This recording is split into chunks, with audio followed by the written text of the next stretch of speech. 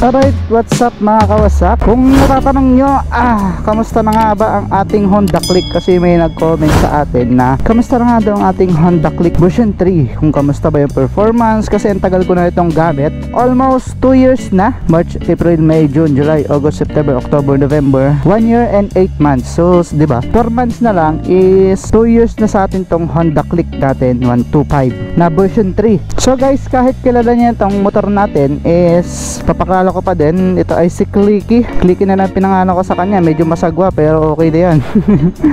Ito ay Honda Click 125 version 3 mga kawasak, at ang kulay niya ay pearl white. Kung makikita nyo, tulitin ko ulit, ito ay color orange nung una, pero yung decals niya na orange ay pinaltang ko ng kulay itim para kakaiba tingnan. Kasi that time nung binili ko to guys, yung pinabili ko to nung umuwi ako ng Pilipinas, is ang dami niyang katulad na kulay. Sabi ko pare-parehas na pearl white, tapos pare-parehas na kulay orange yung decals niya. So ngayon ang ginawa ko is pinaltan ko ng black. Kung tatanong nyo kung saan ko nabili to, is sa Shopee lang, hanapin nyo lang din, mag-search na lang kayo ng black decals for Honda Click 125 version 3. So yan, bago tayo magsimula, ano nga ba ang aking napalta na dito sa loob ng 1 year and 8 months? So yung gulong stock pa din. Kung makikita nyo, di ba pinanlalamove natin to, at ang odo nito ay yan 14,919. So pagpalagay na 15,000 odometer sa almost 2 years is ganito lang yung kanyang nakain na gulong. Oh,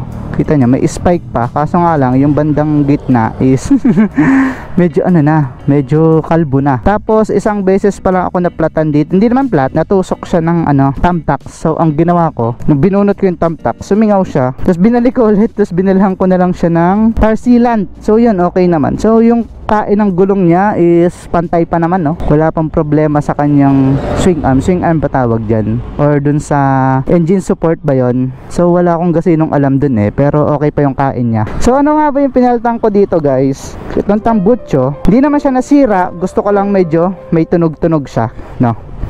Naka silent killer na chicken pipe, Replica Pro. Yan po yan sa mga gusto yung mag-upgrade is Replica Pro. Nandito din sa YouTube channel ko ang review ko about dyan sa Replica Pro. Tapos may sound check din doon. Tapos tapaltang ko pa itong kanyang handlebar sa likodan. Grab bar ba ang tawag dito? So pinalitan natin ng DC monorack para mailagay itong ating top box na Duhan version 9 ata to o version 5. Di ko na matandaan kasi ang tagal na din ito, almost 1 year and 4 months itong ating top box kasama tong bracket natin. Ang bracket DC monorack, top box ko ay Duhan. Tapos ang napaltan ko pa dito ay yung ating loud horn guys. Yun lang ating napaltan. Hindi pa din naman siya sira, pero gusto ko lang medyo maangas yung ating busina, kaya pelta ko ng loud horn. PIAA ang tatak ng ating loud horn. Try natin, busina. Parang ganyan, no? Yan, ganyan ang ating tunog ng ating loud horn. Tapos mini driving light, gusto ko din sa gabi kasi ang hirap nito sa gabing click natin. Yung stock na headlight niya is medyo mahina. Okay naman siya, pero kapag umulan tapos napadaan ka sa espalto is ang hina na, no? Ang hina na ng ating headlight, kaya pinalagyan ko yung mini driving light for assistance kapag sobrang dilim o kaya maulan tapos gabi na is madali nating makita yung kalsada. Tapos yung gulong natin sa unahan, hindi siya same ng kain kasi sa likuran, no? Medyo makapal-kapal pa siya. Pero ang masama lang sa gulong natin ditong federal is nagbabako-bako siya, oh. Kita nyo, oh. Kaya pag mabagal ang takbo nyo, parang gumaganan, nagbabibrate yung unahan. Gawa nitong gulong kasi pag napudpud siya is bako-bako. Shock, stock, brake master, kung ano man sa mga preno wala akong pinapaltan. Tapos itong switch natin, mamurahin lang to kasi that time walang domino switch Ito para sa para sa mini driving light natin. Tapos telesin, the cellphone holder. Nalimutan ko na kung anong link to at kayo na lang humanap sa Shopee. Basta nag-order ako online guys is sa Shopee. Sa Shopee lang lahat. Ito ang ating footrest cover. Hindi, footboard cover. Ito rubber yan mga kawasak. Ito ay 1 year and 4 months na din. Tapos itong ating shock cover, stock din yan. Yung shock natin stock, pero yung shock cover is 1 year and 4 months na din. Medyo laspag na siya, kasi hindi ko lagi nalilinis guys. Minsan ko na lang kasi magamit tong motor natin. Kung mapapansin nyo, wala na akong tar hugger guys, kasi ang limit kong matagtag malubak guys, ay di ko naman maiwasan. Minsan ayun, nag-crack na siya hanggang sa nasira. Tinanggal ko na lang at minsan ko lang din magamit to, kaya hindi ko muna siya binibilhan. Air cleaner, nakadalawang palit pa lang ako sa loob ng almost 2 years ng air cleaner. Tapos sa panggilid natin is ang napalitan ko pa lang dyan ay bola, yun lang, at seat cover. Yan, nakaisang palit pa lang ako kasi yung una okay pa naman yung stock nitong seat cover. Yan o, kita nyo may mga gas, may mga butas ng kalmot ng pusa, kaya hindi ko trip. Yung una, yung stock kong cover nito guys is mas malala yung ano niya, yung butas niya, talagang as in kita na yung ano. Kaya ito, pinabawasan ko din konti yung upuan, kaya medyo flat na siyang konti. Ayoko naman ng flat na flat kasi nga mahapdi din sa pet. Tapos yung sa angkas is hindi naman to binawasan, ito lang sa driver side, no, pinabawasan lang tong umbok dito, pero hindi naman siya nakakangalay so far. Tapos ito, throttle assist, para kasi di ba naglalamove ako nun, sumasakit yung kamay ko kapapisil dito sa throttle natin, kaya gumawa ako ng throttle assist, parang stopper niya, para gaganyan-ganyan ka na lang, oh. Yung ito, dito kasama kasi camera natin yan. Pero sa mga nagtatanong ano daw yung camera holder ko ng 360 ko, Insta360, ito ay, kung di ako nagkakamali, Telesin din to guys. Pero sa Japan ko na yun nabili na nag-abroad pa ako kaya hindi ko na alam. So yan, tapos na tayo sa mga parts at accessories na pinaggagawa ko. Ano ba itong napagparkingan ko? Yan o. Pero kaso nga lang, kapag katambak talaga yung motor nyo sa ulanan, tingnan nyo, namumuti-muti. So pagtagal niyan, puti na yan lahat pag di inalagaan. So yan, ball joint. Sa mga nagsasabing mahuna ang ball joint ng ano, ball joint ba tawag doon, yung nasa manubela na bearing. So akin naman, di ko pa napapalitan, pero okay pa naman, no. Di pa naman siya ganong katigas, tapos wala pa siyang sabit. Okay pa, di ko pa na napapalitan at wala pa akong balak palitan. Yan, ano nga ba yung performance nito after ng 1 year and 8 months or almost 2 years? So wala naman akong masabi sa performance. Kung sa tipid ng gas is napakatipid, pero guys, napansin ko lang mas matipid to kung yung, at saka mas magandang performance nung naglipat ako ng pula na gasolina, yung 95 octane. Di ba dati lagi akong fuel save na 91 octane, gasoline fuel save, pero nung nagpalit ako ng kulay pula is nawala yung hagok niya. Di ba may hagok to noon kapag ka binigla mo? Tapos nung naka 1 month akong gumagamit ng pula is nawala na yung hagok niya guys, no? Yun yung kinatuwa ko dito. Tapos yung oil ko naman, ang gamit ko lang sa change oil ko ay Honda Genuine, basta yung binibigay sa akin ng kasa noon, yun na din yung ginamit ko nung sa shop na ako nagpapa-change oil. Yung gear oil ay kahit ano, kung anong available sa shop, kaya tanong ko lang kung ano yung maganda. So ito na lang ating itong ating handle dito, oh, sa mga throttle is medyo malibag na, so hindi ko pa nababrush yan. So sa performance ito, okay naman, tipid siya sa gasolina. Tapos yun nga lang, kapag sobrang lalim ng nalubak mo is lalagotok at lalagotok talaga siya. Lalo ang nalulubak lang sa akin ay likod ang gulong, kasi kapag kita ko na alanganin na, hinahatak ko na lang yung manubela ko pataas, kaya ang nasasapul talaga ng impact is yung likod ang gulong. Kaya yung likod ang gulong natin kasama yung makina, yun yung lumalagotok. So hindi ko pa nga na-check kung okay pa ba yung aking engine support kasi tumama sa lubakan yan.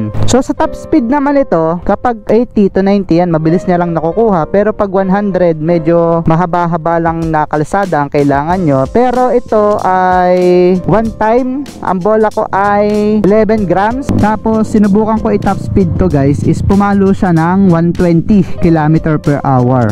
Pero depende sa road condition ha, kasi napapalo ko yan kasi sobrang haba at pantay na pantay ang kalsada, kaya napapalo ko siya ng 120. Kung may nagtatanong sa akin anong set ng CVT ko, wala akong ibang set dyan kundi yung bola ko, kasi kaya ako naman pinalitan ng bola is pudpud na at may kanto na yung luma kong bola. So although dalawang palit ko na ng bola ko, kasi kapag nagpapalinis ako ng panggilid, nakita kong medyo may kanto na, pinapapalitan ko na para isang kalas na. So anong odo ba ako nagpapapalit ng CVT? Parang 5,000, kada 5,000 odo nagpapalinis na ako ng CVT. Tapos change oil ko every 2,000 odometer sa ating ano. So mapapansin niyo naman dito yan sa, kung nalilimutan nyo kung kailan kayo dapat magpa-change oil, mapapansin nyo dito sa ating panel, kasi naisiset yan. Pagka nagpa-change oil kayo is i-reset nyo yung PMS settings ito, para every 2,000 km na tinakbo may lalabas dyang oil change. Yun yung indicator ko para hindi ako makalimot. Nga pala, recommended ko tong gantong top box guys ha, kasi kahit bumagyo sa daan is hindi siya napapasukan ng tubig. Tapos na tayo sa top speed, performance, okay naman. Yung handling niya okay din, kahit sakyan ko siya ng overloaded up to 70 kg is wala namang problema. Medyo mahirap nga lang kasi naka single shock nga lang siya sa likodan. Ano ba yung nagustuhan ko dito? Ang nagustuhan ko talaga dito is napakatipid niya sa gasolina. Tapos kung isipin ko dati yung mga automatic na transmission na motor, mga naka CVT, is matatakaw sa maintenance. Yun pala hindi. Alagaan mo lang siya sa change oil at gear oil. So yun lang naman yung nadagdag sa sa automatic na CVT kapag sa maintenance, yung gear oil, tapos linis ng panggilid ng CVT mo. Yun lang. So hindi tulad ng manual is change oil ka lang. Pero kung mga rider ang dala nyo o kaya mga sniper is meron siyang oil filter, engine oil tapos oil filter, yun yung ginagastos. Dito naman sa ating click is engine oil at gear oil. So magkano lang naman yung gear oil tapos yung mga engine oil naman hindi naman nagkakalayo yung presyo yan, mapamatic man or manual. So yun lang ang diferensya lang dito sa maintenance dito, CVT lang at saka gear oil. So ito nga pala ay wala ng kicker, pero sa almost 2 years hindi pa siya nade-deadbat, no? Sa 1 year and 8 months hindi pa nade-deadbat yung battery natin. Stock pa din siya guys, wala pa akong pinapaltan na battery dito. So far wag naman sana tayong abutan, pero meron naman dito na tinginan ng volt kung mababa na ba yung voltahe ng ating mga battery. Dito pag mga 13 or 12.5 something pa or 12 volts okay pa yan, pero wag nyo lang pag tinignan nyo mga 11 volts na lang, paltan nyo na agad ng battery para hindi kayo matirikan kung nasaan man kayong lugar, no? For example, kung malayo kayo sa Kabiasda, nasa bukid kayo ng mga walang shop, tapos bigla kayo natirikan ng battery, kailangan nyo pang magpa-series para mabuhay yung motor nyo at madala nyo sa bilihan ng battery or abala talaga, ano? So ano ba yung hindi ko nagustuhan dito? Yung dragging, dati talagang hindi ko gusto, pero nagawan ko ng paraan. Normal nga lang pala sa CVT ang nagda-dragging. So ang ginawa ko lang paraan dito ng dragging is yung bell, yun lang ang pinaltang ko. Bumili ako ng stock na bell tapos pina-regroove ko, yun lang.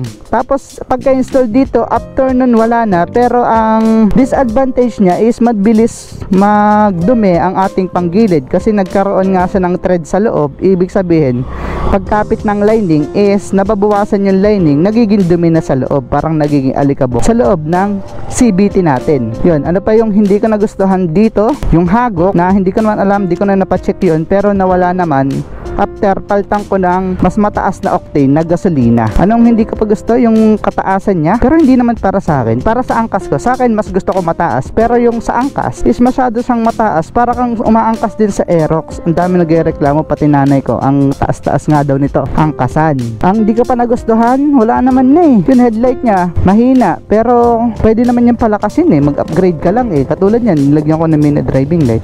So far yun lang guys, wala naman akong hindi nagustuhan dito.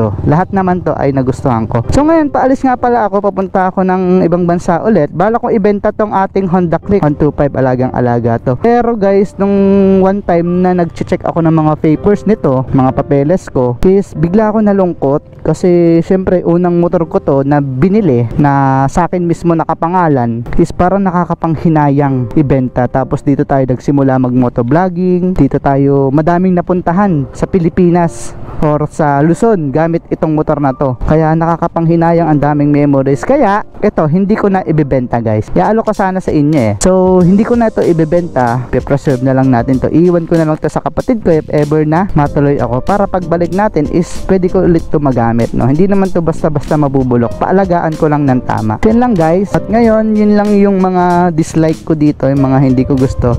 At overall is gustong gusto ko to, lalo yung pagkatipid niya sa gasolina, napaka-convenient at hindi naman siya gaanong ma-maintenance. Alagaan mo lang ng tama yung engine, yung gear oil, tapos yung mga preno mo. So pakiramdaman nga lang kung ano ba, kung may pagbabago ba sa motor nyo or hindi, kasi as owner at ikaw lagi ang gumagamit ng motor mo, is kaunting problema nyan is mararamdaman mo yan at magagawan mo agad ng solusyon. Yun, alaga lang talaga sa PMS ang kailangan.